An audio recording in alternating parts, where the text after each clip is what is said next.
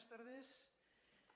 Bienvenidos todos a esta nueva conferencia del ciclo de novedades arqueológicas en España. Hoy nos va a hablar Alfredo González Ruibal, de una conferencia para mí apasionante y interesantísima y novedosísima, que es la guerra civil en 10 objetos. Pero les voy a presentar quién es Alfredo. Alfredo González Ruibal es científico titular en el Instituto de Ciencias del Patrimonio del Consejo Superior de Investigaciones Científicas. Él ha trabajado en arqueología protohistórica en la península ibérica, ha trabajado también en etnoarqueología en España, en Brasil, en Etiopía. Ha trabajado también en arqueología histórica y prehistórica en África y en arqueología contemporánea. Es decir, que ha abarcado una gama inmensa de actividad y sobre todo de campos de estudio. Pero desde el año 2006 está desarrollando un proyecto de investigación que aún no ha concluido sobre la guerra civil y la dictadura franquista, que le ha llevado a excavar desde trincheras y fosas hasta campos de concentración. Él ha publicado en relación con este tema un libro que es fundamental y que recomiendo muchísimo, que se llama Volver a las trincheras, una arqueología de la guerra civil, publicado en Alianza en el año 2016. Pero he escrito también otras obras, otros libros desde ópticas quizá un poco diferentes, como Arqueología, una introducción al estudio de la materialidad del pasado, también publicado en Alianza Editorial, y un libro en inglés, que les traduzco el título, Una arqueología de la era contemporánea, publicado en Routledge, que es el primer intento de caracterizar arqueológicamente el mundo contemporáneo. Bien, pues la conferencia de la que vamos a disfrutar hoy, que lleva por título, como ven, La guerra civil en 10 objetos, en realidad es una expresión más del campo de la arqueología contemporánea a la que se dedica Alfredo. Es aquel campo de la arqueología que estudia las sociedades del presente y del pasado reciente a partir de su cultura material. En el caso de la guerra civil, pues la arqueología puede proporcionar información muy valiosa sobre aspectos que han quedado sin tratar en la historiografía y que tienen que ver con la vida cotidiana, con la historia cultural de los objetos, con episodios bélicos olvidados y con la violencia política que quedó oculta por la dictadura. En vez de ofrecer un recorrido cronológico por el conflicto, pues esta conferencia se va a acercar a la guerra civil a través de 10 objetos, todos ellos recuperados en excavaciones arqueológicas y en exhumaciones arqueológicas durante la última década y que van a contar una historia diferente. Así que, pues vamos a dar paso inmediatamente a este relato de la guerra civil en 10 objetos que seguro que nos va a apasionar, de boca de Alfredo González Ruibal. Nada más, muchas gracias. Buenas tardes. Antes... ¿Está funcionando? ¿Sí? No. Buenas tardes. Antes de nada, me gustaría agradecer al Museo Arqueológico Nacional la invitación de hablar hoy aquí y siempre la agradezco particularmente cuando se trata de hablar de arqueología contemporánea, porque es un campo que se está desarrollando, cada vez tiene más aceptación desde el punto de vista académico, también aceptación popular, pero creo que este tipo de actos contribuyen a normalizar la arqueología del siglo XX, del siglo XXI. Y agradezco también a Paloma esta estupenda introducción. Cuando estaba acabando de preparar la conferencia ayer, me estaba dando cuenta de que me había quedado especialmente deprimente. Y pensé quizá seleccionar algún objeto que fuera menos dramático, quizá que fuera un poco menos trágico, alguna cosa un poco más anecdótica. Pero después pensé que realmente la guerra civil es una cosa horrorosa, ¿no? Es uno de los episodios más traumáticos de la historia de España y desde luego el más traumático de los últimos 200 años. Entonces creo que aunque La conferencia va a ser un poco triste, voy avisando ya desde el principio. Creo que es también importante, ¿no?, tener en cuenta que el pasado, una parte del pasado de España también ha sido triste. Tenemos otros pasados más alegres que desde luego también conviene estudiar. Cuando pensamos en arqueología de la Guerra Civil Española, supongo que una de las primeras cosas que nos vienen a la mente son las exhumaciones de fosas, tanto de la guerra como de la inmediata posguerra. Y tanto la arqueología como la antropología forense, desde luego, han ocupado un lugar muy importante de este tipo de arqueología durante los últimos 20 años. Es una arqueología importante no solo desde el punto de vista científico, que también, sino evidentemente también desde el punto de vista social, desde el punto de vista humano, porque está permitiendo a muchas personas recuperar los restos de sus seres queridos. Sin embargo, la arqueología de la que yo voy a hablar aquí no es la de las fosas comunes. También 3 de los objetos a los que me voy a referir fueron encontrados en fosas comunes, pero voy a hablar sobre todo de esos objetos que aparecen también en espacios de guerra y de la inmediata posguerra, que no son las fosas, que son los campos de batalla, que son los campos de concentración, que son los distintos lugares en los cuales se desarrolló la guerra y la posguerra, que también hay que tener en cuenta que la posguerra tuvo algo de guerra, tanto por la lucha continuada contra el maquis por parte de las fuerzas franquistas, como por el hecho de que realmente el estado de guerra en España no acabó hasta el 7 de abril del año 1948, es decir, hace 71 años ahora. Los objetos a los que voy a hacer referencia, como comentaba Paloma, proceden todos ellos de excavaciones arqueológicas o de exhumaciones o bien de prospecciones, es decir, todos han sido descubiertos en el contexto de proyectos arqueológicos. La mayor parte los hemos encontrado mi equipo y yo, pero hay 3 de ellos que son precisamente los que proceden de exhumaciones, que no son resultado de mis investigaciones, sino de dos colegas arqueólogas, y creo que también es importante tenerlo en cuenta y que las mencione, Almudena García Rubio y Laura Muñoz Encinar, porque las mujeres han tenido un papel muy importante, sobre todo en la arqueología de las fosas comunes, desde que comenzaron a ser exhumadas en el año 2000 con metodología científica, y es importante que las tengamos presentes. Empezamos con los 10 objetos, y el primero al que me voy a referir es quizá uno de los menos dramáticos, porque es mejor empezar suavemente. Es un peine de cartuchos, y quizás como tal peine de cartuchos es un objeto icónico de la guerra civil, es un objeto icónico de cualquier guerra contemporánea. De hecho, los cartuchos son una tecnología, los cartuchos que se utilizan en las guerras contemporáneas, es una tecnología que no ha cambiado prácticamente desde el año 1886, y los restos arqueológicos de un campo de batalla actual no son demasiado diferentes de cómo sería uno del año 1900. Este peine de cartuchos en concreto pertenece a un fusil Enfield, un Enfield P14, que es un modelo de fusil de la Primera Guerra Mundial, que fue muy usado por los británicos durante este conflicto, pero que se utilizó posteriormente tanto en la Guerra Civil como incluso en la Segunda Guerra Mundial. El mismo tipo de cartucho lo disparaba otro tipo de Enfield, el Mark III. Este cargador, este peine de cartuchos, apareció durante las excavaciones de una trinchera en la Casa de Campo. Es una trinchera que sabemos que fue excavada y utilizada durante el mes de noviembre del año 1936. El peine apareció justo al lado de un pozo de tirador, una de las posiciones en las cuales se colocan los soldados para disparar al enemigo, y da la sensación de que había quedado ahí olvidado, preparado, listo para ser utilizado para hacer fuego contra el enemigo, y por los motivos que fueran nunca llegó a ser usado. En la imagen lo podéis ver, es este punto rojo que está al lado del puesto de tirador.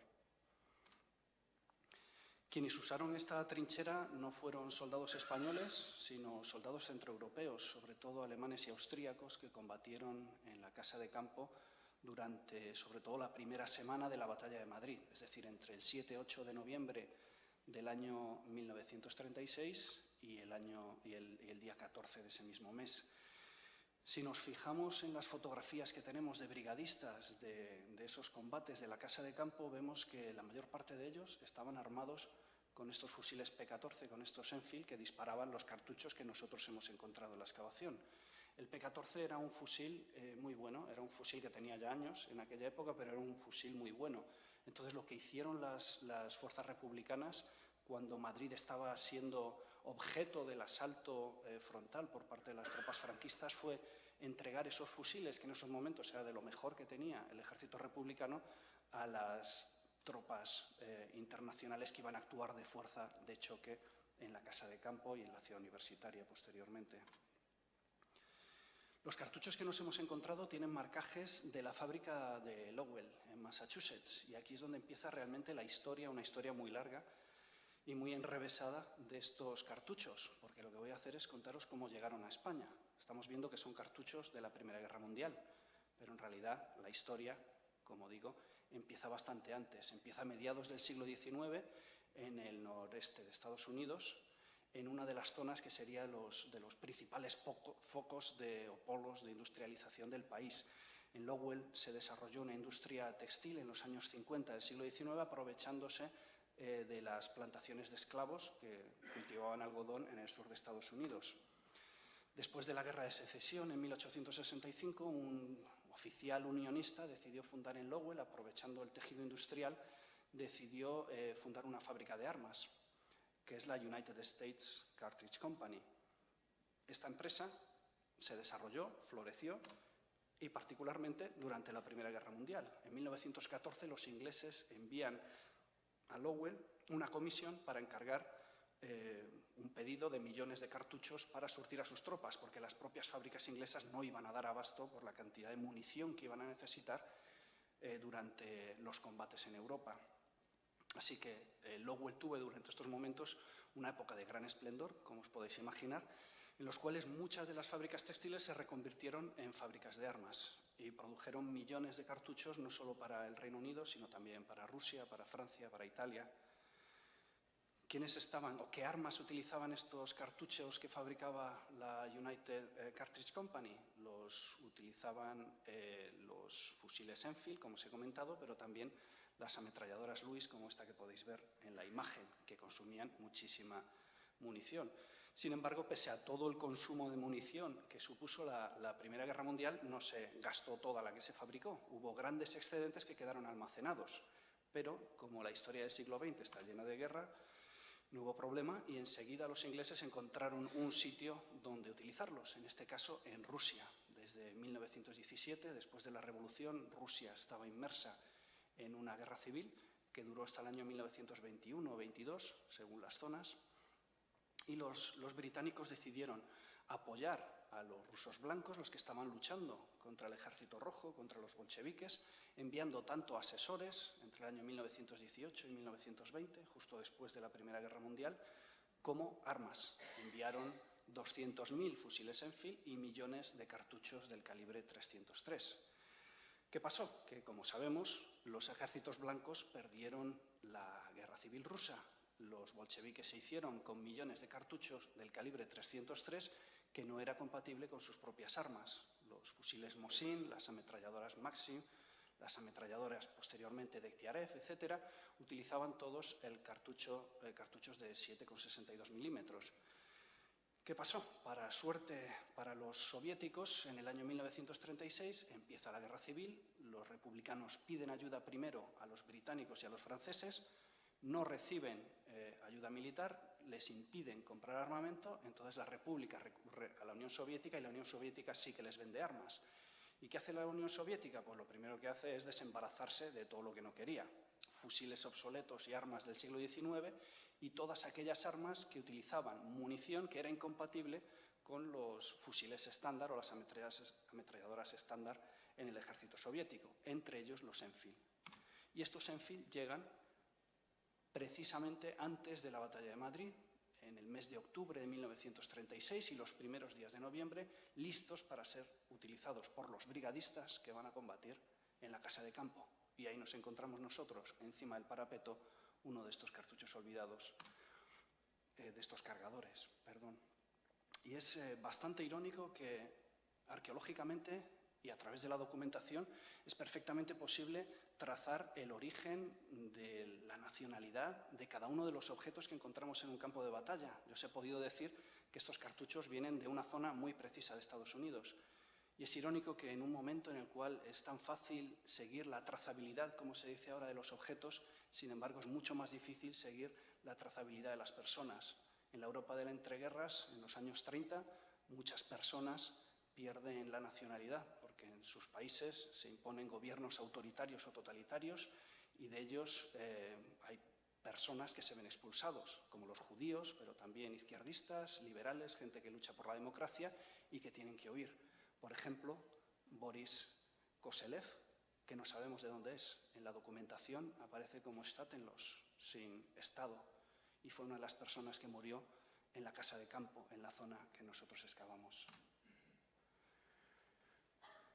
El siguiente elemento, como la mayor parte de los elementos a los que voy a hacer referencia aquí, parece un poco fuera de lugar en el contexto de una guerra, o quizá no tanto, ¿no? Porque un crucifijo no es un arma, pero sí que es un elemento que tiene que ver con la fe y, como dice el dicho, no hay ateos en las trincheras. Y eso es algo que se comprueba perfectamente arqueológicamente cuando excavamos contextos de la guerra civil. El primer crucifijo del que os voy a hablar es un crucifijo que encontramos en las trincheras de Belchite. Está relacionado con la batalla de Belchite que tuvo lugar en esta localidad entre finales del mes de agosto y principios del mes de septiembre, 6-7 de septiembre del año 1937. La batalla de Belchite en realidad es un pequeño episodio dentro de una ofensiva generalizada que fracasó, como la mayor parte de las ofensivas republicanas, y cuyo objetivo era capturar Zaragoza. Sin embargo, la gran oposición de las tropas sublevadas en distintas localidades, entre ellas Belchite, impidió que los republicanos pudieran avanzar y alcanzar su objetivo último, que, como digo, era Zaragoza. Entre los soldados que hicieron tanto por impedir la victoria republicana se encontraban los carlistas y los falangistas que estaban luchando en Belchite, que eran unidades que eran particularmente combativas, ¿no? Y estaban muy ideologizadas, evidentemente, y estaban dispuestas a luchar hasta el último hombre. Y eso, de hecho, fue lo que pasó en la posición que nosotros excavamos, cerca de Belchite, y donde apareció este crucifijo.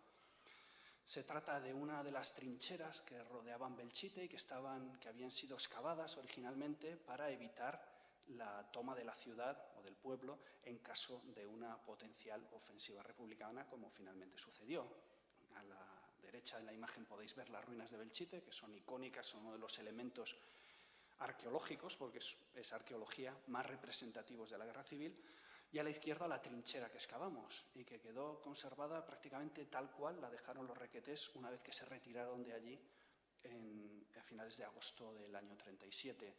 Fue una defensa tenaz en la que murieron prácticamente todos los combatientes, solo pudieron escapar unos pocos de los cientos que estaban combatiendo en esta posición. Y de hecho, testigo de la ferocidad de estos combates es el suelo de la trinchera, que estaba tapizado por todas partes de casquillos. De hecho, prácticamente lo único que encontramos en esta trinchera fueron restos de munición. El 95% de los restos que aparecieron fueron casquillos, guías de peine donde se encajan los cartuchos perdidos y las balas de los republicanos. Y entre toda esa munición lo que apareció es ese crucifijo perdido, que perdió seguramente un soldado que murió en esos combates.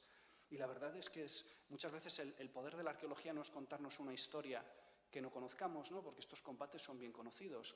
Muchas veces el poder de la arqueología consiste en ser capaz de sintetizar con una imagen todo un momento, un episodio de la historia, ¿no? Y creo que este suelo lleno de cartuchos o de casquillos en el lo único que aparece que no sea munición es un crucifijo, nos habla muy bien de cómo fue una parte de la guerra civil, ¿no? Y cuáles eran las ideas de algunas de las personas que combatían aquí y en concreto los carlistas, ¿no? Esa combinación de la violencia y la religión caracteriza muy bien a los carlistas, ¿no? Que estaban dispuestos a matar y a morir por sus ideas, y esas ideas incluían en un lugar muy preponderante una determinada visión del catolicismo.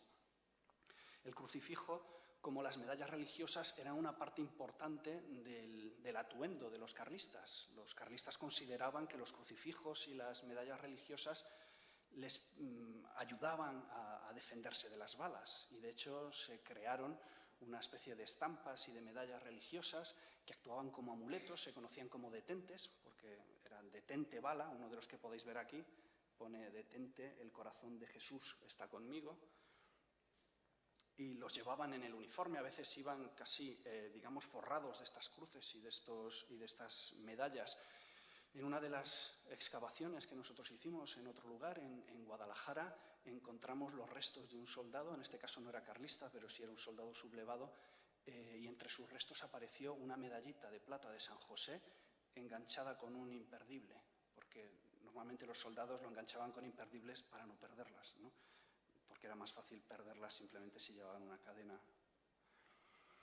Y en realidad esta relación entre la guerra y la fe es algo que no es exclusivo de España, y es algo que se da en muchas sociedades del mundo en la actualidad. Yo el fenómeno del detente lo comparo con lo que sucede sobre todo en el Sahel, donde los combatientes muchas veces llevan amuletos de cuero con versículos del Corán, y también lo hacen porque creen que eso les defenderá de las balas. Los crucifijos, sin embargo, no son algo exclusivo de los sublevados, ¿no? Y de hecho, una de las cosas que llama la atención es la cantidad de crucifijos que nos encontramos en posiciones republicanas. Y es normal, porque la mayor parte de los soldados del ejército republicano eran soldados de leva, eran reclutas forzosos. Forzosos no quiere decir que no estuvieran a favor de la República, simplemente que no se presentaron voluntarios. Y muchos de ellos eran cristianos o eran católicos. Y también en las fosas comunes de represaliados republicanos es habitual encontrarse no solo crucifijos, sino también medallas religiosas. Y en este caso, nuevamente, sabemos que los republicanos no eran evidentemente todos ateos, sino que había ateos, agnósticos, católicos, cristianos en sentido lato, pero la arqueología nuevamente nos lo demuestra de forma tanto emotiva como contundente, ¿no? De manera material. Otro elemento bélico, una granada de mortero en este caso, una granada de mortero bastante particular. Esta granada nos la encontramos a los pies del Hospital Clínico hace un par de años, aquí en Madrid, y pertenece a un tipo de mortero que se conoce como mortero de espiga, un mortero de trinchera, que disparaba un proyectil que, en vez de ser el típico proyectil usado al que estamos acostumbrados, ¿no?, que tenemos en la imaginación, el que sale en las películas, es como una especie de granada de fragmentación grande, ¿no? De hecho, es una granada que pesa 2 kilos. Y como podéis ver, en este caso no llegó a explosionar. Este tipo de granada tiene su origen en la Primera Guerra Mundial y fue muy utilizada durante la Guerra Civil. El ejemplar en concreto que descubrimos nosotros apareció cerca de este gran cráter de una mina que todavía hoy se puede ver en las inmediaciones del Clínico. Si os acercáis veréis un socavón enorme que fue provocado por una mina de las últimas que explotaron en el Clínico, no sé, creo que o bien a finales del 38 o a principios del año 39.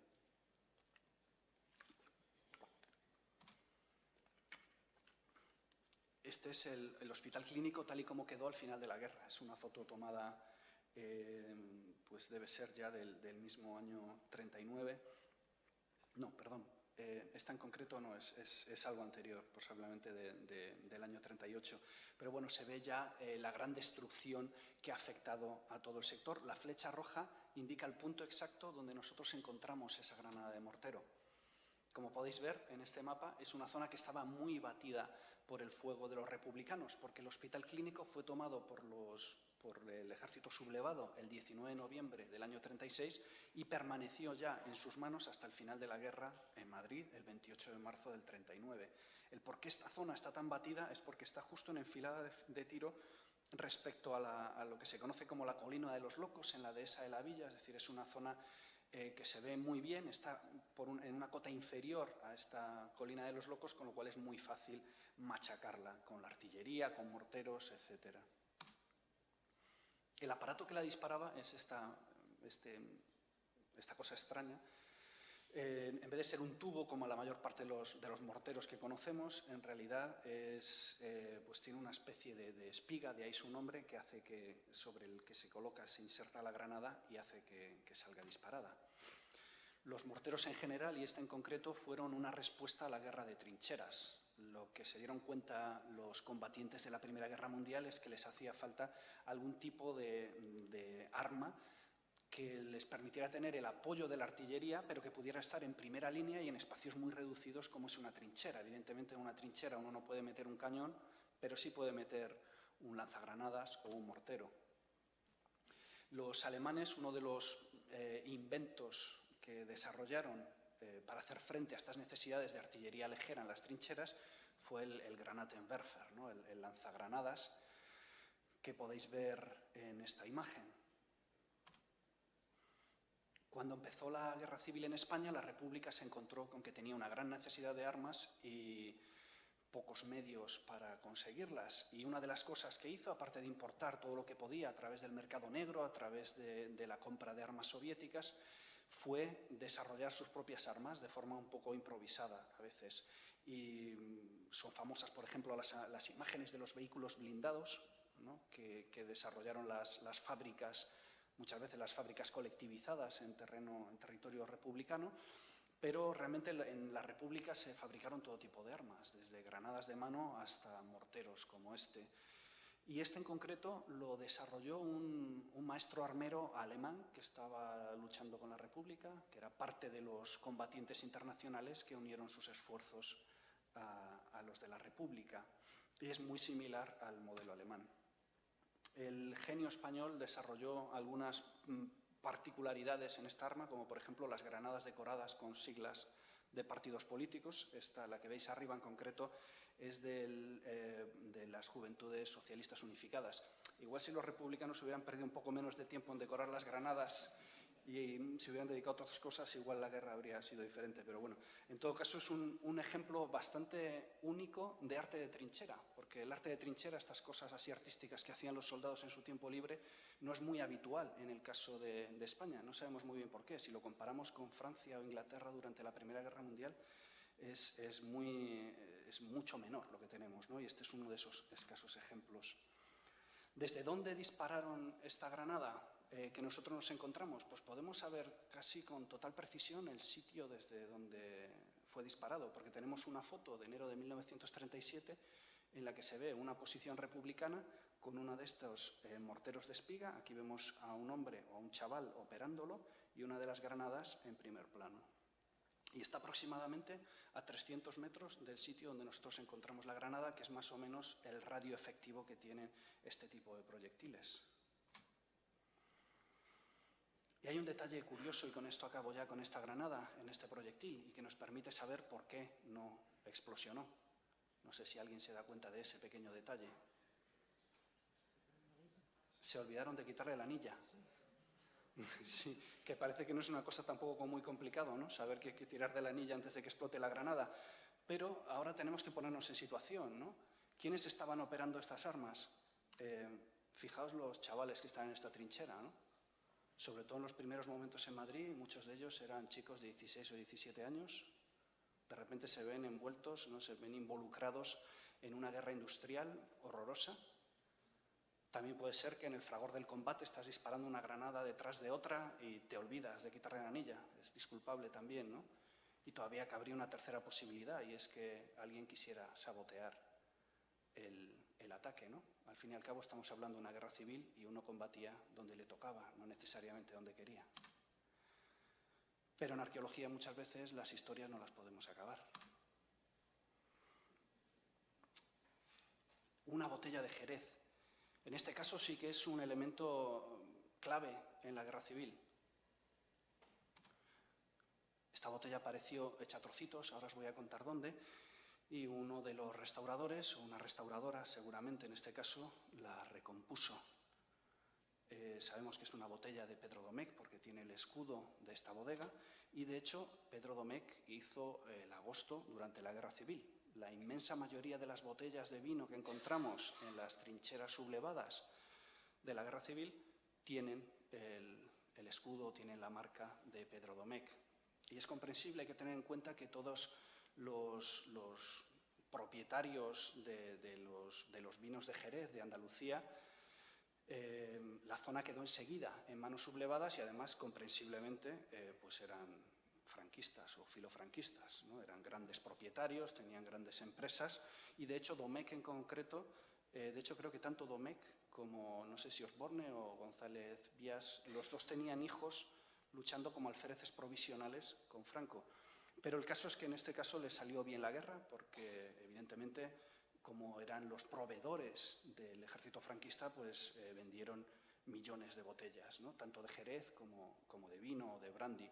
El Jerez en concreto tiene una ventaja respecto al vino y es que tiene más graduación y lo que hace falta en las trincheras es alcohol, cuanta más graduación mejor, ¿no? De hecho es frecuente encontrar botellas de anís y de licores. Pero la botella esta que encontramos rota no apareció en una trinchera, como veremos, sino en otro sitio. La relación entre los bodegueros jerezanos y el franquismo en algunos casos es muy evidente, ¿no? Por ejemplo, a través de la publicidad se ve cómo los bodegueros, pues, en cierta manera estaban diciendo que ellos también contribuían al esfuerzo bélico, ¿no? Esta botella, como os decía, no apareció en una trinchera, sino que apareció en una fosa común. En una fosa común que empezó a excavar nuestra compañera Laura Muñoz Encinar y continuamos excavando nosotros porque es una fosa muy grande, se excavó a lo largo de 2 años. Ella empezó en el 2011, nosotros acabamos en el 2012.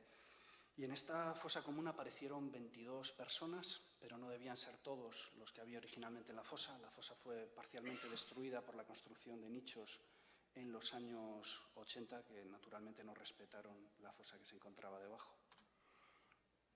Las personas asesinadas en esta fosa común aparecieron en la mayor parte de los casos con las manos atadas con alambre, y esta fue una de las cosas que nos permitió saber de dónde procedían estas personas. Procedían del campo de concentración de Castuera. Las fosas estaban en el cementerio de Castuera, pero sabemos que en el cementerio de Castuera fueron a parar personas de distintos lugares, tanto de otras prisiones y campos de concentración de Badajoz, como gente que fue sacada de su casa y asesinada. Entonces, teníamos que saber exactamente de dónde procedían estas personas y el alambre con el que estaban maniatados fue una de las pistas, porque el mismo tipo de alambre es el que aparecía para sujetar el alambre de espino en el campo de concentración. Hay más elementos que nos permiten saber que además proceden del campo.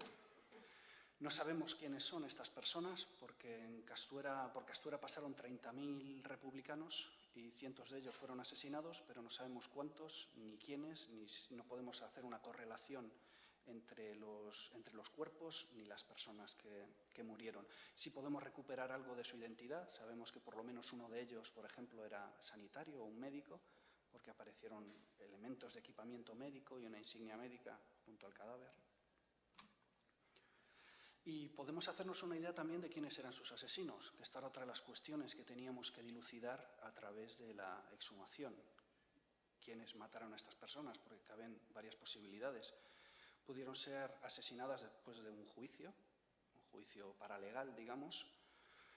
También pudieron ser asesinadas por derechistas locales. Pudieron ser asesinados por miembros de las fuerzas de seguridad encargadas de vigilar el campo de concentración.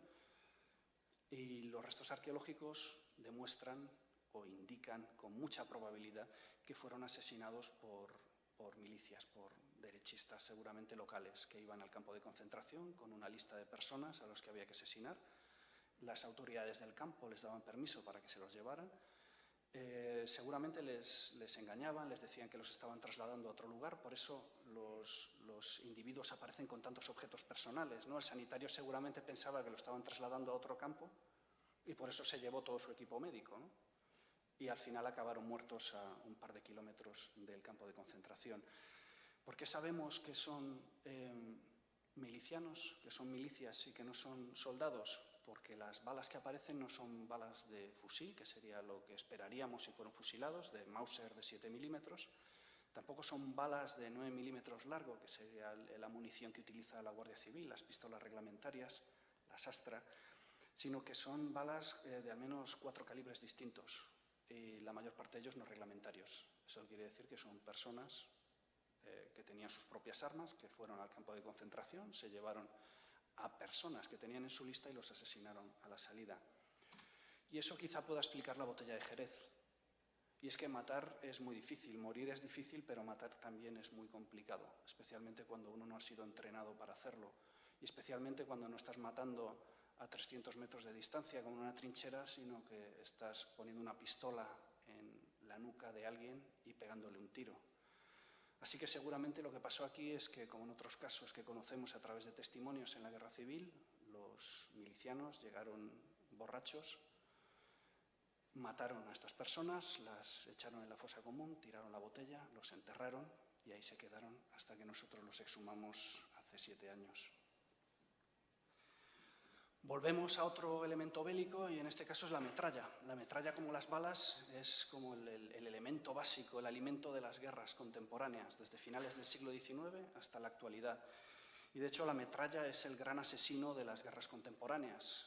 Normalmente pensamos en armas de destrucción masiva como los gases de la Primera Guerra Mundial o las bombas nucleares, pero realmente el arma que más muertos ha causado durante los últimos 100 años es la artillería. Es la metralla.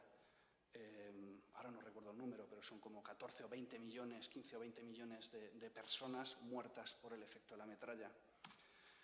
Y yo siempre pongo esta imagen cuando hablo de metralla, porque yo antes de hacer arqueología de la Guerra Civil, cuando pensaba en metralla, piensas como en las películas de ¡ay, me han herido de metralla!, ¿no? Y no te haces qué es la metralla, ¿no? Un trozo de metal, bueno. Y cuando realmente la excavas o la encuentras prospectando y la tienes entre tus manos, cambia totalmente la idea que uno tiene de aquello, ¿no? Y la metralla son estos trozos de metal que pueden tener hasta un palmo de largo, incluso más. Son muy pesados y tienen un montón de aristas. Así que os podéis hacer una imagen del daño que esto puede hacer lanzado a toda velocidad sobre un cuerpo humano y además al rojo vivo.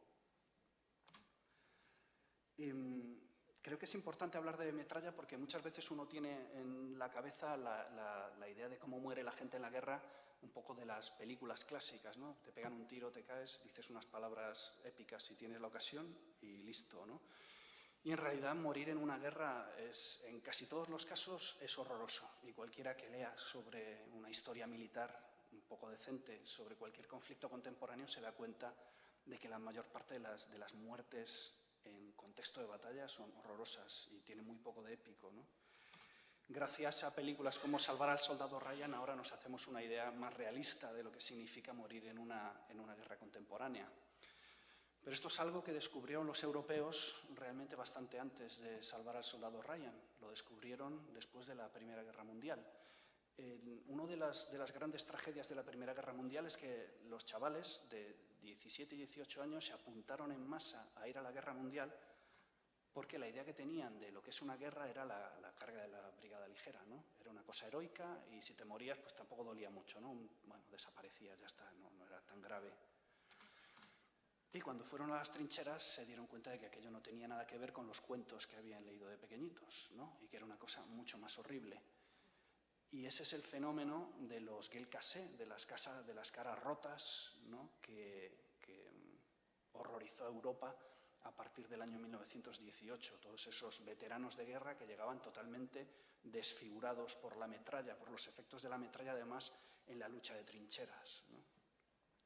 Hay una novela que está muy bien, de la cual se ha hecho una película hace poco, Nos vemos ahí arriba, donde cuenta la historia de uno de estos gueules cassés, del trauma de ser un gueule cassé, ¿no? de quedarse sin rostro. Uno de los encuentros más tremendos que nosotros hemos tenido con la metralla ha sido en el proyecto que desarrollamos en Abánades, entre el año 2010 y el año 2014, estudiando lo que en ese momento conocimos como, o denominamos la batalla olvidada, una ofensiva republicana otra vez fallida en la primavera del año 1938. Y lo que hicimos fue documentar esta batalla utilizando fundamentalmente los datos materiales, pero también la las evidencias textuales que pudimos encontrar, entre otras cosas gracias a Julián Dueñas, que está hoy aquí con nosotros y que se encargó de bucear en los archivos para descubrir esta documentación que nos permitió interpretar el registro arqueológico. Pero muchas de las cosas que nosotros encontramos arqueológicamente prácticamente no teníamos documentación escrita, ¿no? Y uno de ellos es lo que llamamos la batalla de la Enebra-Socarra, que fue el sitio al que pusieron los republicanos a un corral de ovejas en el que se refugiaron seguramente 40 o 50 soldados sublevados que estaban escapando de la ofensiva republicana. Los republicanos no se atrevieron claramente a asaltar este lugar porque los sublevados estaban bien armados, bien parapetados, así que lo que hicieron fue llamar al apoyo de la artillería y los tanques, bombardearon el lugar y acabaron con la resistencia. El resultado fueron varios muertos. Nosotros recuperamos aquí los cadáveres de 5 soldados, varios de los cuales aparecieron en la misma fosa común. Eran chicos muy jóvenes, según el análisis osteológico tendrían entre 17 y 19 años aproximadamente. Este debió ser su primer día de guerra y seguramente fue el primer día de guerra y sin duda el último, ¿no? Y sabemos que no les dio tiempo a disparar muchísimo, porque como podéis ver en este caso, todavía tenían toda la munición en las cartucheras. Este llevaba una cartuchera Mills, ahora no recuerdo cuántos cartuchos, cuántos cargadores caben, pero si caben, pongamos 18 cargadores, había utilizado 3 nada más, ¿no? Antes de morir. ¿Y qué tiene esto que ver con la metralla? Bueno, como os decía, fue la artillería la que acabó con la vida, o con la que hirió a estas personas, más que acabar con la vida.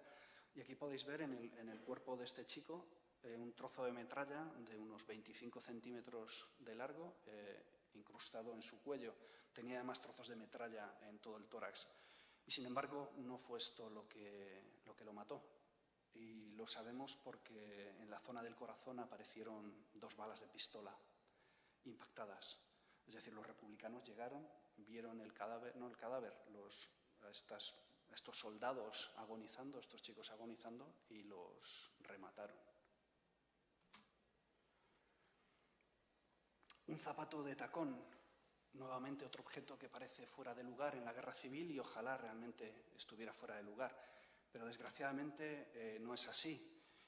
Y el zapato de tacón en cuestión apareció en una fosa común en Fregenal de la Sierra, en Badajoz, nuevamente exhumada por Laura Muñoz, y pertenece, como se puede imaginar, a una mujer que fue asesinada junto a otras mujeres y otros hombres por parte de los sublevados que tomaron esta localidad.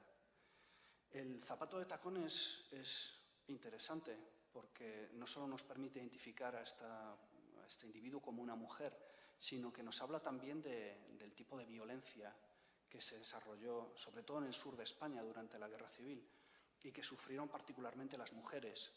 En un pueblo de Extremadura, llevar zapatos de tacón en los años 30 es una forma de rebeldía, ¿no? Cuando en mi infancia no tan lejana, en mi pueblo las mujeres iban vestidas de negro y con velo, ¿no? O sea que llevar zapatos de tacón era toda una afirmación de identidad y una afirmación política también.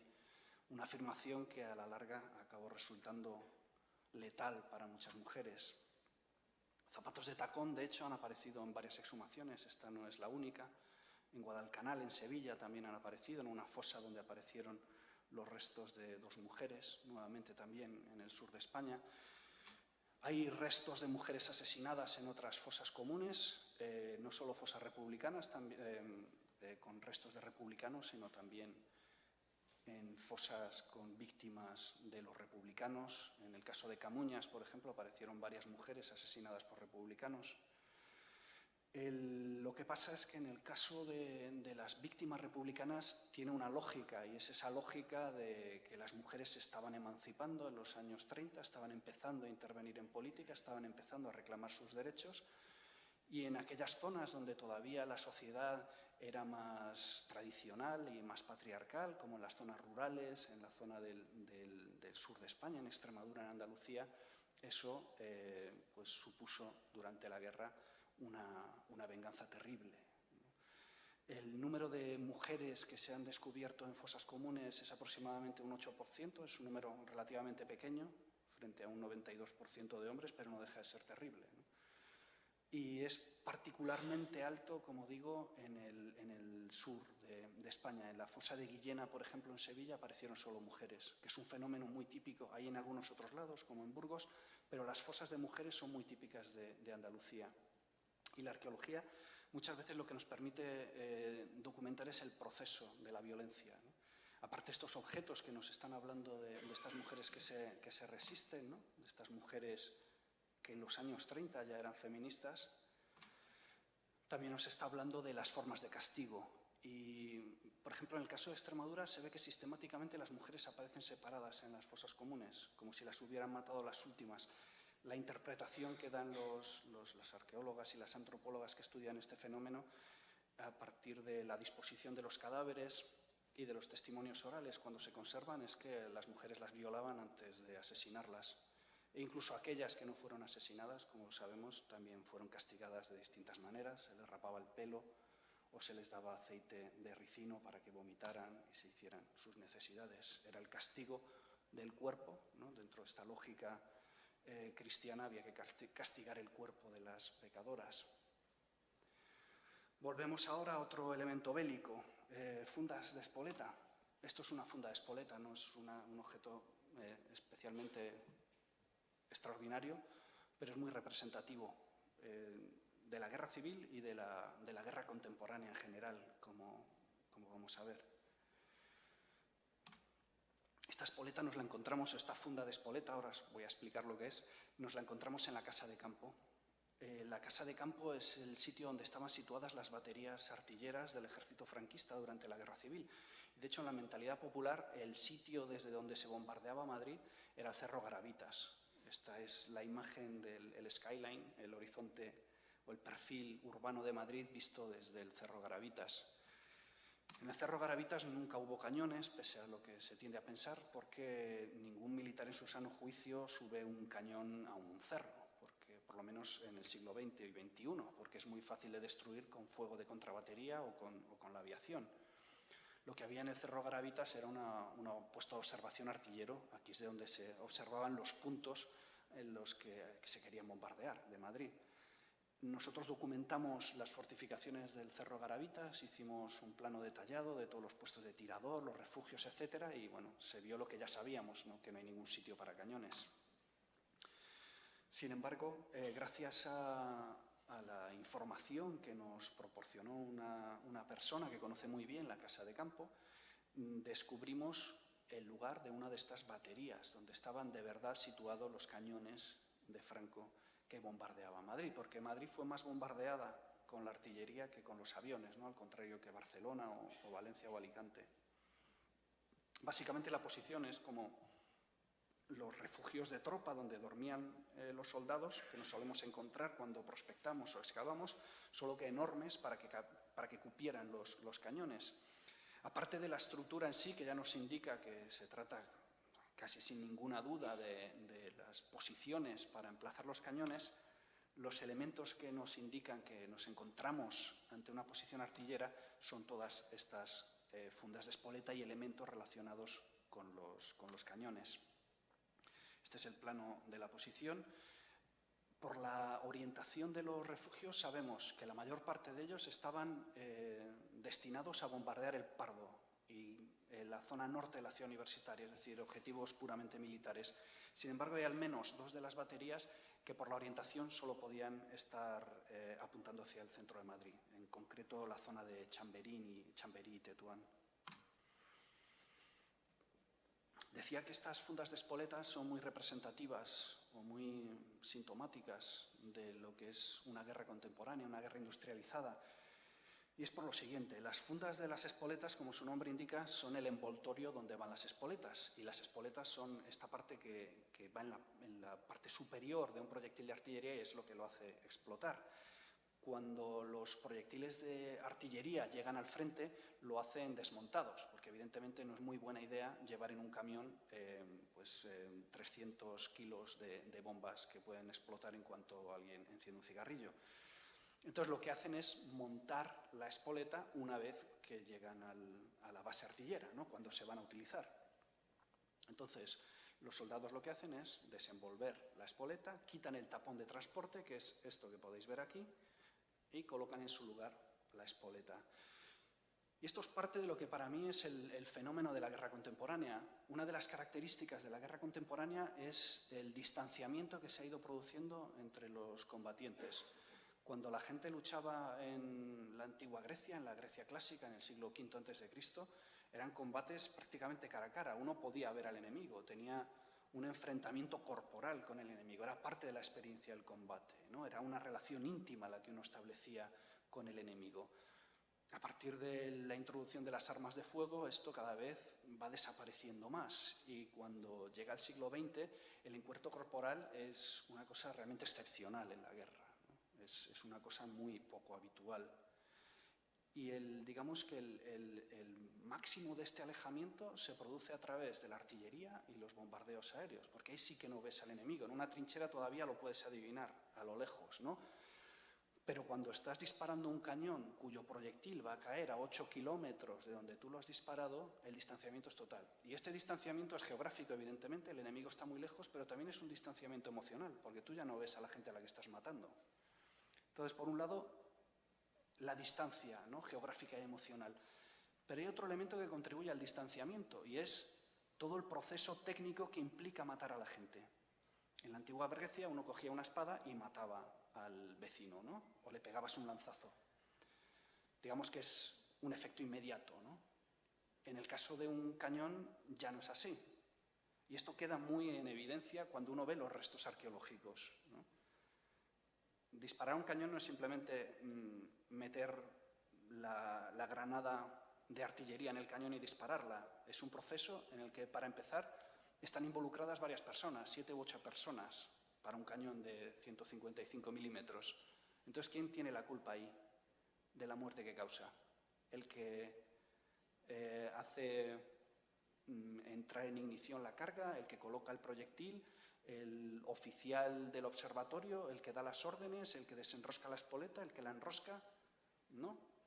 Al distribuirse la culpa, al final todo el mundo se siente inocente, ¿no? Y eso también ayuda a que uno pueda matar sin tanta sensación de sentirse culpable, ¿no?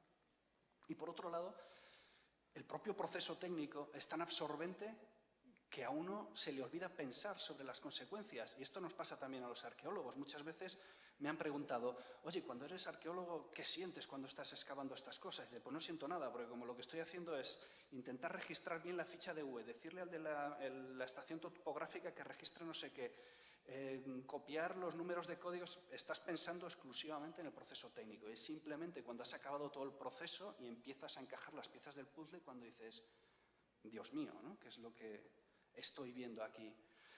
Y con esto pasa lo mismo, ¿no? Los soldados, y esto se ha estudiado por parte de sociólogos y psicólogos, lo que quieren es hacer un buen trabajo, y todo el proceso técnico está pensado en que uno haga un buen trabajo. ¿Quién es el culpable de los muertos en la Gran Vía por la artillería de la Casa de Campo? El que desenfundó la espoleta, el que colocó la espoleta en la granada de artillería, el que la introdujo en el cañón. Y ahora hablamos de colonia, de perfume, que otra vez parece que es un objeto fuera de contexto. Pero no lo es tanto. En primer lugar, porque la guerra huele mal, eso nos lo podemos imaginar todos, ¿no? Huelen mal las trincheras porque hay ratas, la gente no se lava, hay parásitos de todo tipo, hay restos de comida tirados alrededor. La colonia es un elemento muy importante, o era un elemento muy importante para los soldados que estaban luchando, tanto en un bando como en el otro, durante la Guerra Civil. Y de hecho hay observadores internacionales, brigadistas, que les sorprende la fijación que tienen los españoles con llevar siempre encima un frasco de colonia y un bote una pastilla de jabón, ¿no? Y es que realmente el olor tenía que ser horroroso, ¿no? En primera línea, cuando estabas una semana sin ninguna posibilidad de lavarte, la única forma de evitar un poco ese mal olor pues era echarse colonia, que no sé si mejoraba muchísimo el resultado, pero por lo menos olía mal, pero olía de otra manera, ¿no? Quizá no olía tanto a trinchera, y quizá esa fuera la función. Aquí podéis ver dibujos de 2 botes de perfume. Uno de ellos, el frasco grande, es un bote de colonia masculino y el frasco pequeño, en cambio, es un bote de perfume femenino y ese sí que parece que está un poco más fuera de lugar. Es de la marca Mirurgia, que todavía hoy fabrica perfumes, es una fábrica de Barcelona. Recuerdo que en su momento sabía qué perfumes fabrica actualmente, pero ahora mismo no caigo. Pero vamos, es una marca conocida y fabrica cremas hidratantes y demás. Es una botellita la que contenía este perfume, muy bonita, Art Deco, y la cuestión es que hace un frasquito de perfume en primera línea en una trinchera republicana de la Guerra Civil. Y a mí lo que se me ocurre es que sea un recuerdo de una mujer, de una esposa, la novia, de uno de los soldados que está en el frente. Y hay que tener en cuenta que, según los psicólogos, el olor es el más evocador de todos los sentidos, más que el gusto, ¿no? Que es una cosa que se asocia mucho a la memoria, la famosa Magdalena de Proust, pero el olor es todavía más fuerte, ¿no? Y cualquiera de nosotros seguro hemos tenido esa sensación de repente oler algo que nos retrotrae a otro lugar, a nuestra infancia. Pues imaginaos estar dentro de una trinchera, en un entorno totalmente hostil, lejos de casa, con ansiedad, con miedo, debajo de un bombardeo, y abrir ese botecito de perfume y de repente oler a tu esposa o a tu novia, ¿no? Y todavía hay otro bote de perfume. Nos hemos encontrado muchos frascos de colonia, pero hay uno que siempre me ha llamado mucho la atención, y es el que encontramos en el Parapeto de la Muerte, en Mediana de Aragón. El Parapeto de la Muerte, como su nombre indica, es una zona particularmente hostil del frente de Belchite, durante la batalla de Belchite, a finales de agosto, principios de septiembre del 37.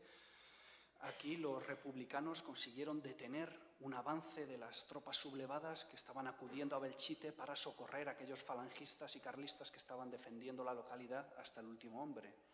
Los republicanos consiguieron pararlo, pero aquí el frente quedó establecido en algunas zonas a solo 30 metros. Es decir, ahí se podían ver las caras, se podrían identificar casi los soldados de lo cerca que estaban unas trincheras de otros. De hecho, estaban tan cerca las trincheras unas de otros que en la zona republicana ni siquiera es trinchera lo que tenemos. Es una especie como de agujeros, una especie de madrigueras cavadas a toda prisa, seguramente por la noche, para poder esconderse en mitad de los combates. Y lo que encontramos es en la tierra de nadie, entre estas dos posiciones que están tan cerca unas de otras, prácticamente lo único que aparece son trozos de granadas. Miles de fragmentos de granadas. Como estaban tan cerca unos de otros, lo más efectivo para los asaltos que se estaban lanzando continuamente de un lado a otro era lanzarse granadas. Y lo que tenemos son espoletas, anillas de las granadas, trozos de las granadas de fragmentación, percutores, etc. Y junto a todas esas granadas nos aparece un fragmento de una botella de colonia. Y en este caso sí que parece, por el tamaño, que es colonia masculina, y que hace que un soldado... Los únicos objetos que nos parecen aquí son restos de munición, muchísimas granadas, como os digo, y botellas de bebidas alcohólicas. Normal en las circunstancias en las que estaban combatiendo estos soldados. Y entre esos restos encontramos este frasco de colonia. ¿Y cuál puede ser la explicación? ¿Por qué un soldado se molesta entre las pocas pertenencias que se llevan a primerísima línea a 30 metros del enemigo? ¿Por qué te llevas un frasco de colonia? Y la explicación que se me ocurre es que estamos hablando de finales del mes de agosto, principios de septiembre, en las estepas de Mediana, donde tienen 40 grados a la sombra, y aquí no hay sombra porque es un desierto total de arena blanca que refleja el sol. Estuvieron combatiendo aquí durante 15 días seguidos, la tierra de nadie cubierta de cadáveres, de unos y de otros, no los podían recuperar. La colonia seguramente era para evitar el olor a los cuerpos humanos que se estaban pudriendo bajo el sol. Y de hecho tenemos el testimonio de que cuando fueron a recuperar los cadáveres en Belchite, una vez que se acabó la batalla, y a enterrarlos o a incinerarlos, el olor era tan horroroso que los soldados tuvieron que ponerse en máscara antigas para poder soportarlo.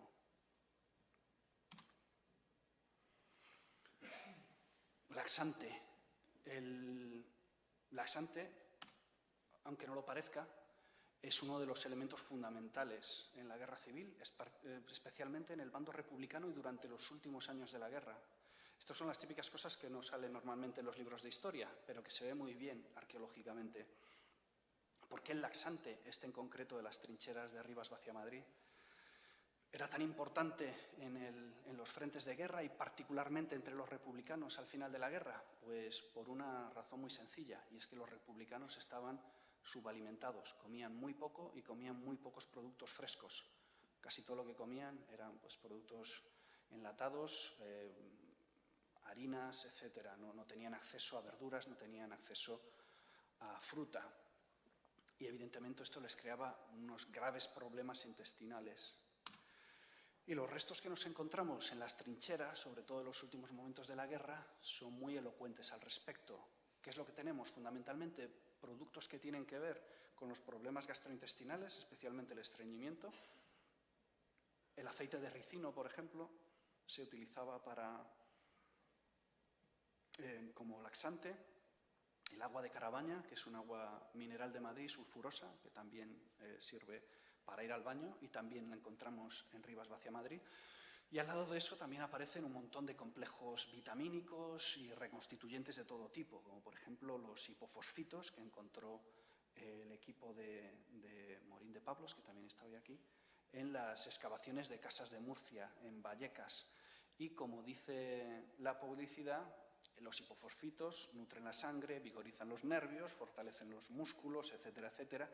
Es el remedio más eficaz para los neurasténicos y agotados, que creo que es una gran definición del ejército republicano en el año 1939. Y es particularmente trágico pensar que muchos de estos productos que estaban consumiendo los republicanos al final de la guerra porque no tenían alimentos, eran en realidad productos mágicos que no servían para nada, ¿no? Agua con polvos. Los franquistas también tenían problemas, evidentemente, gastrointestinales, no tan graves porque la alimentación del ejército sublevado era mucho mejor, la logística funcionaba mejor y además cada vez tenían más terreno y más acceso a bienes o productos agrícolas. Pero en la publicidad de la época se ven muchos anuncios de laxante, lo que quiere decir que era un problema. Quizá no tanto del ejército como de la población civil, porque hay que tener en cuenta que la población civil pasó mucha hambre durante la guerra, tanto en un bando como en el otro. Que, por cierto, el laxante Vescansa, que es de Santiago de Compostela, se sigue fabricando actualmente. La publicidad del laxante Vescansa es buenísimo, porque es una mezcla de publicidad bélica, parece que están anunciando cañones o ametralladoras en vez de laxante, ¿no?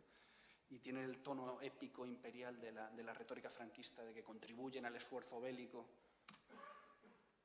Los problemas gastrointestinales de los republicanos evidentemente no acabaron al acabarse la guerra, sino que todo lo contrario empeoraron. En los campos de concentración los soldados republicanos se morían literalmente de hambre, tanto porque les daban poco de comer como por un problema que sigue siendo actual, que es el de la corrupción. Muchos comandantes de campos de concentración se quedaban con buena parte del dinero que tenía que ir destinado a la comida de los presos, y de hecho hay juicios en los cuales se condena a comandantes de campos de concentración por quedarse con el dinero del alimento. Los problemas gastrointestinales están muy bien descritos por Eduardo de Guzmán, que fue periodista, un gran periodista republicano que pasó por varios campos de concentración y nos habla no solo del problema médico que supone la dificultad de ir al baño, sino también de la humillación que suponía para estos soldados vencidos. Uno de los problemas que tenían los soldados cuando tenían ya este estreñimiento crónico que venía de la guerra y empeoró en la posguerra, es que se formaban estíbalos, que es el nombre médico para referirse a las heces compactadas, y para extraérselos tenían que utilizar, en algunos casos, las llaves de las latas, lo cual les provocaba hemorragias, se desmayaban y se acababan cayendo en las letrinas delante de todo el mundo, lo cual era todavía un elemento más de humillación para ellos. Hace unos años excavamos la trinchera, las letrinas del campo de concentración de Castuera, y entre los objetos que nos encontramos caídos en la letrina se encontraban estas llaves de lata. Y mi último objeto es un sonajero, que por ser el más alejado de la guerra es también el más terrible de los objetos de los que os voy a hablar. Es un sonajero de plástico, de colores. Apareció en una exhumación de la Sociedad Aranzadi con la antropóloga Almudena García Rubio en el cementerio de la Carcavilla, en Palencia, y apareció al lado del cadáver de una mujer. Y de hecho los arqueólogos, cuando se lo encontraron, pensaron que debía haber algún problema, que era un elemento intrusivo, porque estaba tan nuevo, ¿no? Parecía una cosa tan moderna que no parecía que fuera de la guerra civil. Sin embargo, la excavación se ve que no, que está perfectamente in situ, que está en el sitio donde tiene que estar y que es de la época. Y de hecho apareció asociado a los restos de Catalina Muñoz, que era una mujer de 38 años que fue fusilada después de un juicio en el mes de septiembre de 1936. Y la culpa de Catalina Muñoz era ser mujer de un personaje destacado políticamente en los años 30 y que durante unos altercados antes de la guerra entre izquierdistas y derechistas participó en la muerte de un falangista. A Catalina Muñoz la fusilaron por eso. Sabemos que tenía varios hijos y en el momento en que fueron a fusilarla tenía un hijo de 8 meses. Así que no es muy difícil imaginarse a Catalina Muñoz yendo al paredón y el único objeto que se lleva, el único objeto que encontraron los arqueólogos cuando exhumaron su cuerpo fue este sonajero de plástico, el último recuerdo de su hijo, y se lo puso en el mandil junto a la cadera y podemos imaginarnos el sonido del sonajero, el penúltimo sonido que escucharía Catalina Muñoz antes de que la fusilaran. Los arqueólogos después contactaron con esta persona, con el hijo, porque estaba vivo, para informarle sobre el hallazgo, y el hijo dijo que no quería saber nada. Y eso para mí es quizá lo más terrible de la historia, ¿no? Y es la demostración de que la guerra civil fue hace 80 años, pero sus efectos siguen hoy, aquí todavía. Gracias.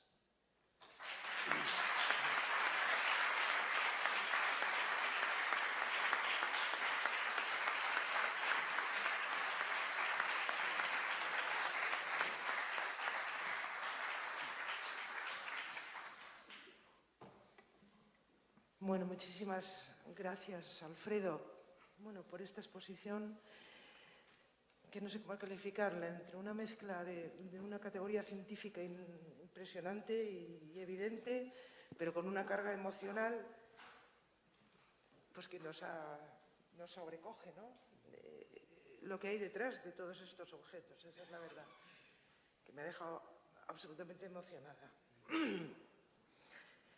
Bien, creo, no sé, habría muchísimas preguntas, muchas cosas que indagar, ¿no? en vuestro trabajo, que es maravilloso, que es necesario, que es de justicia, además, mucho de lo que estáis haciendo. Y yo lo primero es invitar al público que naturalmente participe con sus preguntas o comentarios libremente, que levante la mano el que quiera. Y luego, me gustaría pero sí, después de que pregunte el público, pues preguntarte algo también.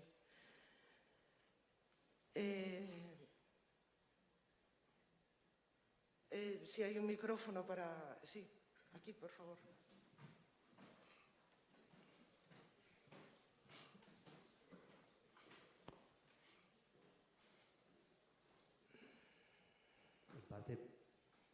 En parte para abrir y animar a los demás a que también pregunten. En este caso en el que tenemos, además de las cuestiones arqueológicas, tenemos por la cercanía tantos testimonios personales y tanta documentación, ¿qué ofrece aparte de ratificar lo que ya se conoce, etcétera, y aparte de dar un poco de vida? No sé si habéis tenido ocasiones en las cuales la arqueología haya desmentido otras ideas que se tenían anteriormente por los testimonios o por la propaganda, etcétera. Si hay algo en el que hayáis podido encontrar instancias en las cuales lo que se había contado o lo que los historiadores habían pensado no era cierto o había que matizar.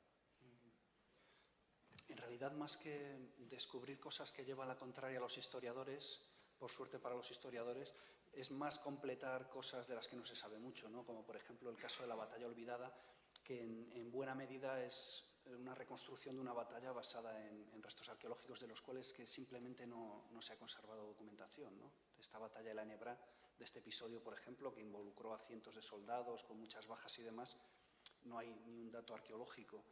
Respecto a llevar la contraria, suele ser cosas bastante concretas, ¿no? Es difícil cambiar la historia con mayúsculas. Un ejemplo bastante bueno es en las investigaciones que hicimos en Belchite, en el caso de uno de los combates que tuvieron lugar en el entorno de la localidad, en la zona del Saso, que había unas fortificaciones franquistas estupendas. En las historias de la batalla lo solucionan con una línea diciendo que bueno, se rindieron y se fueron rápidamente de ahí los franquistas. Y es una zona que estaba muy bien fortificada por un ingeniero, además, que escribió un libro diciendo lo bien que fortificaba, ¿no? Y cuando nosotros lo documentamos y lo excavamos, nos dimos cuenta de que sí que había habido ahí una batalla importante, ¿no? Salieron restos, gran cantidad de restos de munición y de metralla, o sea, realmente ahí hubo combates. Y la pregunta en este caso era por qué en la historiografía esto ha pasado desapercibido, ¿no? La información es muy escasa y muy confusa, la poca que hay. Y lo que pensamos es que, bueno, básicamente contamos con la información de Martínez Bande, que es el historiador oficial militar, muy bueno, pero de la época de Franco, ¿no? Entonces, bueno, evidentemente, pues algunas cosas las cuenta de forma parcial o da una cierta interpretación de los hechos. Y nosotros creemos que, dado que este sitio se había convertido en una especie de modelo de fortificación, quedaba mal decir que pese a todo los republicanos consiguieron tomar por las armas esta posición, ¿no? Entonces quedaba mejor decir, bueno, hubo una traición y se retiraron, ¿no? Pero ya digo, son este tipo de cuestiones pequeñas. Hay otras cuestiones que son más amplias y que tienen que ver más con complementar datos más que con llevar la contraria, como decía antes. Y, por ejemplo, para mí una de las grandes contribuciones, grandes en el sentido de que no es algo específico, sino que tiene que ver con un fenómeno global de la guerra civil, es el tema de los marcajes de las armas. Sobre la fecha de las armas hay muy poca información, ¿no? Lo que tenemos, pues sabemos que en octubre del 36 llegaron, yo qué sé, 200.000 cartuchos de Lee Enfield, pero lo que no sabemos es el año en que fueron producidos. Y esto es muy importante, porque no es lo mismo disparar un cartucho el año 35 en el año 36 que disparar un cartucho en 1905 en el año 36. Y lo que hemos comprobado sistemáticamente, no solo nosotros, sino también los colegas que se dedican a esto y que estudian campos de batalla de la guerra civil, es que la munición rusa que llega a España es toda muy antigua, desde época zarista hasta los años 20. No hay prácticamente nada que esté fabricado en el propio periodo de la guerra civil o en el año 35-36, mientras que toda la munición que llega a Alemania está producida en el año 35, 36, 37. Esto parece algo anecdótico, pero es algo, primero, de lo cual no tenemos absolutamente ningún dato escrito, no hay informes ni documentación donde aparezca esto, y por otro lado tiene un efecto real sobre la efectividad de las armas, ¿no? Y es que los republicanos estaban utilizando armas, los cartuchos tienen fecha de caducidad, ¿no? Y a partir de 20 años es muy probable que un cartucho falle cuando lo estén disparando. Entonces, bueno, este tipo de cosas sí que la arqueología puede contribuir también, ¿no?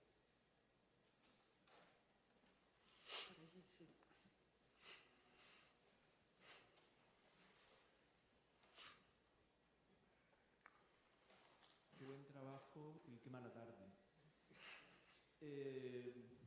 Me va a permitir que haga unas puntualizaciones a dos cosas que me han llamado la atención por mi experiencia. Mi abuela, que nació en un pueblo de Extremadura en 1908, vivió la guerra y guardaba todas las cosas. Y claro, entre todas las fotos que yo le he visto y entre toda la indumentaria que tengo en mi casa, los zapatos de tacón son absolutamente usuales. Hay una foto que tengo estupenda de ella con todas sus amigas tejiendo ropa para el frente. Todos los zapatos que se ven son de tacón. Ninguna sospechosa de ser feminista, ni de tener una ideología que pueda encuadrarse de una manera quizás demasiado ligera, me ha parecido a mí, con la que apareció en la fosa. Yo creo que el zapato de tacón no tiene que ver con eso, me parece a mí, tengo esa sospecha. Y luego lo del frasco de Colonia. Bien ha dicho que había muchos jóvenes que iban a la guerra según le tocaba o no le tocaba. Yo no comparto que fuese en tan alto grado según le tocaba, ¿no? Porque muchos iban convencidos, porque claro, una guerra civil en la que de repente todos iban a la fuerza, ¿no? Qué curioso, es que ese razonamiento lo escuchaba. Mi abuelo estaba estudiando Derecho aquí cuando estalló la guerra.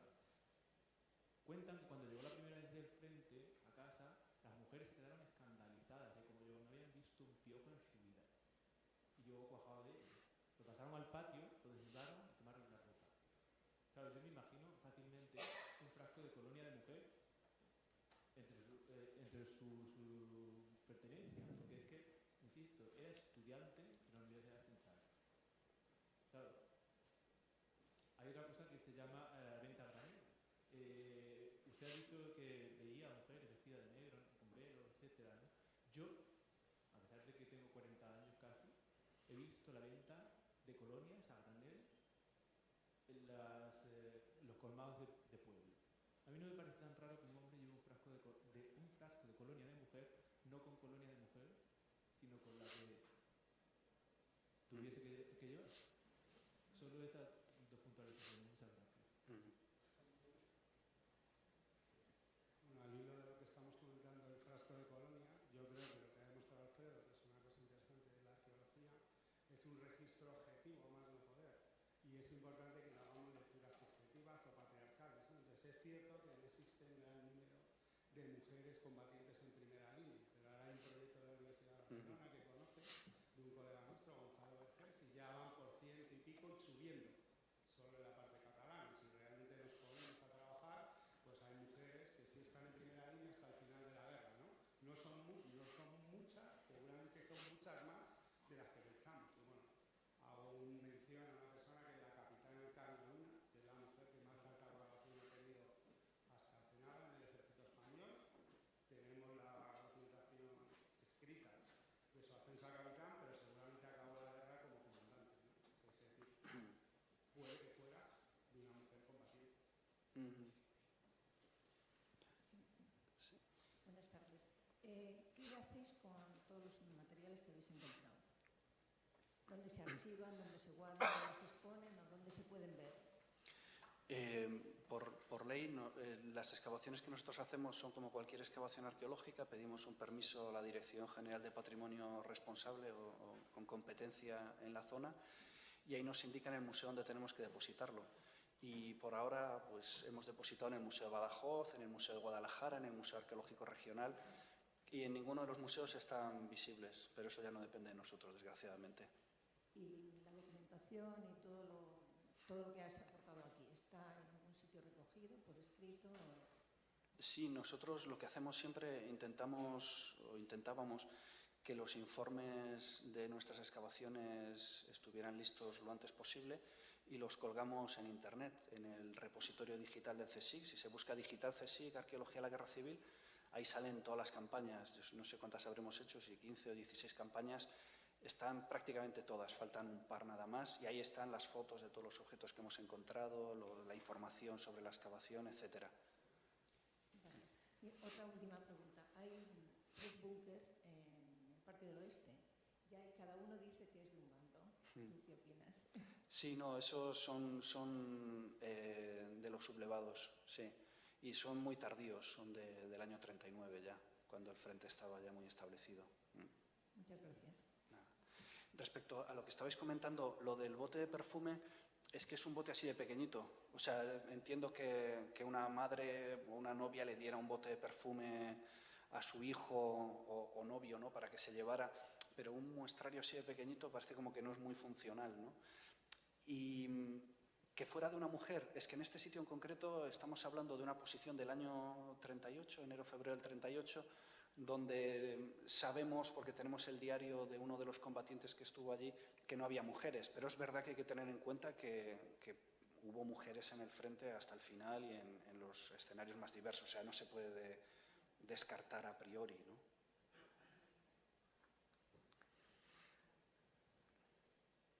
Bueno, yo También quería hacerte una pregunta. Al menos en tus campañas de prospección, de excavación o de exhumación en las que tú has participado directamente o has dirigido, ¿quién lo ha financiado? ¿Quiénes financian estos proyectos? No quién concede el permiso, Sí. que son naturalmente las comunidades autónomas, claro, sino quién lo financia. Pues hemos tenido todo tipo de financiaciones. En volumen de dinero, el porcentaje más grande procede del extranjero, aproximadamente el 60%, quizá algo más, de la financiación que hemos tenido en los últimos 13 o 14 años ha sido bien de proyectos, de la participación de proyectos europeos, o en los últimos años, los últimos 5 años, de hecho, de voluntarios y estudiantes internacionales que han contribuido con su dinero a financiar estos proyectos, que de hecho habría que recordarlos aquí, ¿no? Sin ellos, buena parte de esto que he contado no lo podríamos contar. Pero nunca ha habido una financiación oficial por parte del Ministerio de Investigación, universidades o cualquier otro organismo oficial, ¿o sí? Sí, yo he tenido, de hecho, el proyecto cuando arrancó bien financiado, que fue en el año 2010, fue con un proyecto intramural, un proyecto interno del CSIC, que fue generoso en aquel momento. Sí, hemos tenido también algo de financiación española. En los últimos años cada vez más difícil. Y bueno, también tengo que decirlo para que no parezca que hay una especie de conjura. Yo me dedico a otras cosas también, aparte de la guerra civil, porque creo que psicológicamente no lo podría soportar, y hago arqueología normal también, ¿no? Y necesito financiarla, y entonces pues he tenido proyectos del Plan Nacional, de I+D y demás, para estos proyectos más convencionales. Supongo que si lo hubiera pedido para la guerra civil, nunca he probado, pero es posible que lo hubiera pedido. Pero no habéis tenido más resistencia, precisamente para encontrar financiación, por ser ese tema.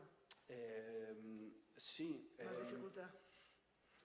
También hay que decirlo que a veces hemos pedido financiación con cierta frecuencia en España y no la hemos recibido, o sea que no nos han querido financiar, tanto por motivos políticos como por motivos científicos, ¿no? Y es que, bueno, la arqueología de la guerra civil o la arqueología contemporánea es un campo que se está desarrollando y la gente muchas veces piensa, hombre, mejor vamos a destinar dinero al calcolítico que no a la guerra civil, ¿no? Que ya hay historiadores y demás, y bueno, pues eso también nos ha perjudicado, claro. Y desde un punto de vista político yo creo que más que una resistencia a este tipo de investigación, creo que es una falta de comprensión o de sensibilidad por parte de los políticos hacia este tipo de arqueología, que lo ven innecesario o inútil, no sé. Ya. Gracias. Bueno, pues si no hay ninguna otra pregunta más, ni ninguna intervención, pues nada, agradecer a Alfredo esta conferencia maravillosa que nos ha mostrado la guerra civil a través de 10 objetos cargados de información y de sentimientos también.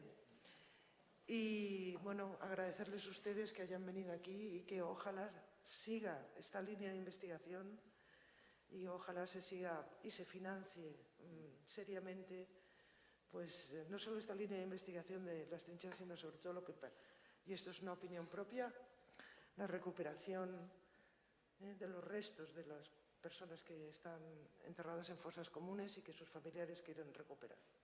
Ojalá. Enhorabuena por todo el trabajo que hacéis y ánimo y a seguir con ello. Gracias. Muchas gracias. Gracias.